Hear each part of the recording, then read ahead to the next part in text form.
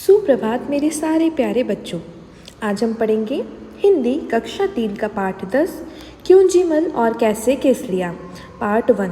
बच्चों ये इस कहानी का पार्ट 1 है। इसमें हम कहानी को पढ़ेंगे और समझेंगे कि कहानी में हमें क्या बताया गया है, और इसी के पार्ट 2 में हम इसके प्रश्नोत्तर इत्यादि करेंगे। तो चलिए शुरू करते हैं। पार्ट 10 क्यों जीमल और कैसे केस लिया। बच्चों ये आपको अपनी पाठ्य पुस्तक रिमझिम के पेज नंबर 85 पे पाठ मिल जाएगा। इनसे मिलिए, ये हैं क्यों जीमल। बात बात पर पूछ देते हैं क्यों क्यों क्यों। तो यहाँ पे बताया गया है कि यहाँ पे दो दोस्त हैं, एक का नाम है क्यों जीमल। ये हमेशा हर बात पे क्या पूछ लेते हैं, क्यों क्यों क्यों। इनका हमेशा एक सवाल रहता है क्यों, ऐसा क्यों वैसा क्यों, ऐसा हुआ तो क्यों हुआ, वैसा हुआ तो क्यों हुआ। भले ही आपसे जवाब देते बने या नहीं, पता नहीं क्यों। आपको उस बात का जवाब पता हो, आपको वो जवाब देते बने या नहीं बने, आपको उस बात का जवाब आता हो या नहीं आता हो, पर वो आपसे हमेशा पूछते ही रहेंगे क्यों। और ये हैं उनके दोस्त कैसे केसरिया। जैसा कि मैंने बताया ये इनके दोस्त हैं, इनका नाम है कैसे केसरिया। ये भी कोई कम नहीं है, मौका लगते ही पूछ देते हैं कैसे कैसे कैसे। और जैसे कि ये हमेशा क्यों क्यों क्यों पूछते रहते हैं, इनके दोस्त हमेशा पूछते रहते हैं कैसे कैसे कैसे। ऐसा हुआ तो कैसे हुआ, वैसा हुआ तो वैसा क्यों नहीं हुआ। तो ये हमेशा कैसे कैसे कैसे पूछते रहते हैं। भूले भटके कभी दोनों से एक साथ मुलाकात हो गई तो क्यों और कैसे के बीच ही भटकते रहेंगे आप। बच्चों भूले भटके का मतलब होता है गलती से कभी आपकी दोनों से एक साथ मुलाकात हो गई, कभी आप दोनों से एक साथ टकरा गए, दोनों से एक साथ मिल गए, तो आप हमेशा उन दोनों के बीच में भटकते ही रहेंगे। ऐसा क्यों, क्योंकि उन दोनों के सवाल कभी ख़त्म ही नहीं होंगे। क्यों क्यों क्यों, कैसे कैसे कैसे, पढ़िए और पता कीजिए। तो ऐसा क्यों होगा, आप क्यों भटकते रह जाओगे, ये हम पढ़ते हैं और पता करते हैं। गुरुजी नमस्ते, किधर चले। तो बच्चों जैसे कि आप ये पिक्चर में देख रहे हो ना, ये दोनों किससे मिले मार्केट में, ये अपने गुरुजी से मिले। नमस्ते, ज़रा बाज़ार जा रहा हूँ। और जैसे हम लोग अपने बड़ों को नमस्ते करते हैं ना कहीं मिलते हैं, तो इन्होंने भी अपने गुरुजी से, गुरुजी मतलब होता है अध्यापक, टीचर, तो ये अपने टीचर से मिले और उन्होंने क्या किया, गुरुजी को नमस्ते किया और पूछा किधर चले। किधर मतलब कहाँ, कहाँ चले।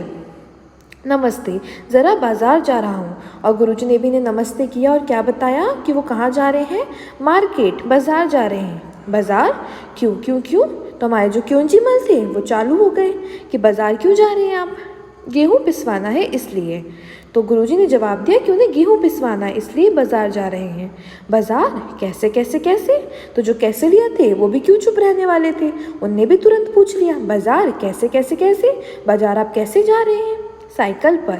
वैसे निकला तो पैदल था, पर थैली देखकर शिवदास ने अपनी गाड़ी दे दी। तो उन्हें क्या बताया कैसे जा रहे हो बाज़ार, साइकिल पर। वो घर से तो पैदल ही निकले थे, लेकिन शिवदास उनके कोई परिचित हैं, उनने क्या किया, उन्हें अपनी साइकिल दे दी, क्योंकि उनने थैली देखी कि गुरुजी थैली लेके कहीं जा रहे हैं, तो हो सकता है थैली भारी हो। अच्छा, गेहूँ पिसवाना है, क्यों क्यों क्यों। तो जो क्यों जीमल थे वो फिर से चालू हो गए कि आपको गेहूँ क्यों पिसवाना है। अरे आटा जो चाहिए। तो गुरुजी ने बताया कि उन्हें आटा चाहिए, तो गेहूँ तो पिसवाना पड़ेगा, बिना गेहूँ पिसवाए आटा कैसे मिलेगा। पिसवाना कैसे कैसे कैसे। तो जो कैसे लिया थे उनने पूछ लिया कि गेहूँ को आप कैसे पिसवाओगे। चक्की में भाई। तो गुरुजी ने जवाब दिया गेहूँ कैसे पिसता है, चक्की में, तो चक्की में ही पिसवाएंगे। आटा क्यों क्यों क्यों। तो जो हमारे क्यों जीमल थे वो फिर चालू हो गए, उन्होंने कहा आटा क्यों पिसवाना है आपको। क्यों भैया, रोटी नहीं बनाएंगे। तो गुरुजी ने बताया कि रोटी बनानी है, तो रोटी बनाने के लिए तो आटा चाहिए ही रहेगा। रोटी कैसे कैसे कैसे। तो केसरिया ने पूछा रोटी कैसे बनेगी। अरे आटे को सानेंगे, बेलेंगे, तवे पर पकाएंगे, आग पर फुलाएंगे। तो जब वो ये सब बता ही रहे थे कि रोटी कैसे बनेगी, रोटी को हम क्या करते हैं, रोटी बनाने के लिए आटे को सबसे पहले सानते हैं। ये देखिए यहाँ पे आपको दिख रहा है, सबसे पहले परात में आटा लेंगे, उसमें चुटकी भर नमक डालेंगे, थोड़ा थोड़ा पानी मिला के आटे को सानेंगे, आटे को गूंथ लेंगे, और फिर क्या हुआ, उस गूंथे हुए आटे को बेलेंगे बेलन से, फिर तवे पर पकाएंगे, और जब वो रोटी पक जाएगी तो हम उसको आग पर फुला लेंगे। तो गुरुजी जब ये सब बता ही रहे थे तब क्या हुआ, तुरंत क्यों जीमल ने बीच में बोल दिया सानेंगे क्यों क्यों क्यों। सुनो, सने आटे में थोड़ा पानी रहता है ना, आग पर तपने से यही पानी भाप बनकर बेली हुई रोटी को पकाता है, इसलिए सानेंगे। तो गुरुजी ने उनको क्या समझाया कि क्यों सानेंगे आटा, क्योंकि सने हुए आटे में थोड़ा सा पानी रह जाता है। जब हम आटे को गूंथते हैं तो उसमें थोड़ा सा पानी रहता है, तो उसी पानी वाली जो आटा रहता है उसको जब हम तवे पे डालते हैं तो पानी भाप बनकर बेली हुई रोटी को पका देता है। जब पानी रहता है वो भाप बनकर उड़ जाता है और रोटी फिर हमें पकी हुई मिलती है, इसलिए इसको सानेंगे पानी से। सानेंगे कैसे कैसे कैसे, तो गुरुजी ने ये सब समझाया। उसके बाद भी जो हमारे केसरिया जी हैं उनको कुछ समझ में नहीं आया, तो उन्होंने क्या पूछा, कैसे कैसे कैसे सानेंगे कैसे। तुमने कभी देखा नहीं है क्या, परात पर आटा निकालेंगे, चुटकी भर नमक डालेंगे, फिर धीरे धीरे एक हाथ से पानी डालते हुए सानना शुरू करेंगे।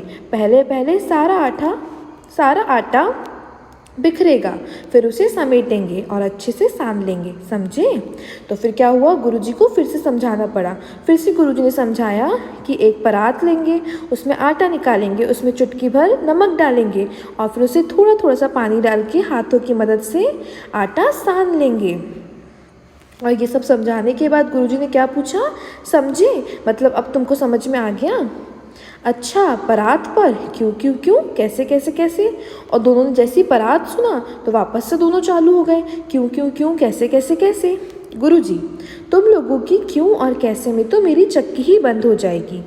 तो गुरुजी ने क्या किया, गुरुजी परेशान हो गए बहुत ज़्यादा। फिर उन्होंने क्या बोला कि तुम लोगों की क्यों और कैसे तो कभी ख़त्म होने वाली नहीं है, लेकिन क्या होगा, तुम दोनों के चक्कर में मेरी चक्की ज़रूर बंद हो जाएगी। मतलब उनकी चक्की बंद होने वाली है और ये लोग उन्हें जाने नहीं दे रहे हैं।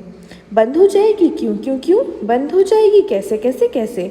फिर से दोनों चालू हो गए कि चक्की बंद क्यों हो जाएगी और चक्की बंद कैसे हो जाएगी। लेकिन तब तक गुरुजी साइकिल पर सवार फुर्र हो चुके थे। लेकिन जब तक वो लोग ये सवाल पूछते, गुरुजी ने क्या किया, अपनी साइकिल उठाई और वहाँ से फुर्र हो गए, मतलब वहाँ से चले गए। तो ये बच्चों हमारी एक छोटी सी कहानी थी जो कि बहुत ही मज़ेदार थी। इसका नाम था क्योंजीमल और कैसे केसरिया। इसमें दो दोस्त थे, एक का नाम है क्योंजीमल और एक का नाम है कैसे केसरिया। एक हमेशा क्यों क्यों क्यों पूछते रहते हैं और एक हमेशा कैसे कैसे कैसे। और आप कभी इन दोनों से मिले गलती से तो आप दोनों इन दोनों के बीच फंस जाओगे, क्योंकि इनके सवाल कभी ख़त्म होने वाले हैं नहीं। ये कहानी जो है बच्चों, ये लिखी है सुबीर शुक्ला ने। इसके लेखक हैं सुबीर शुक्ला जी। बच्चों, हो सकता है इस कहानी में आपको बहुत सारे शब्द ऐसे मिले हों जिनका आपको अर्थ नहीं पता हो, तो हम इनके शब्दार्थ देख लेते हैं अब। पहला है आटा सानेंगे। बच्चों, आटा सानेंगे का मतलब होता है आटे को मिलाएंगे या आटा गूंदेंगे। रोटी बनाने से पहले जब हम पानी मिला मिला के आटे को तैयार करते हैं उसे बोलते हैं आटा सानना। पिसवाना, किसी चीज़ का चूर्ण या पाउडर। हम जब किसी चीज़ को पिसवाते हैं उसका पाउडर बनाने के लिए, उसे ही हम पिसवाना कहते हैं। जैसे कि गेहूं हम पिसवाते हैं तो हमें आटा मिलता है, गेहूं का पाउडर। किधर का मतलब होता है कहाँ। फुर्र होना मतलब चले जाना, जैसे गुरुजी साइकिल पर बैठकर फुर्र हो गए थे।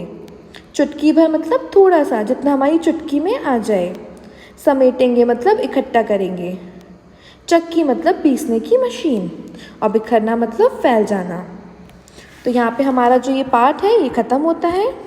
आशा करती हूँ आप सबको ये पढ़ के बहुत मज़ा आया होगा।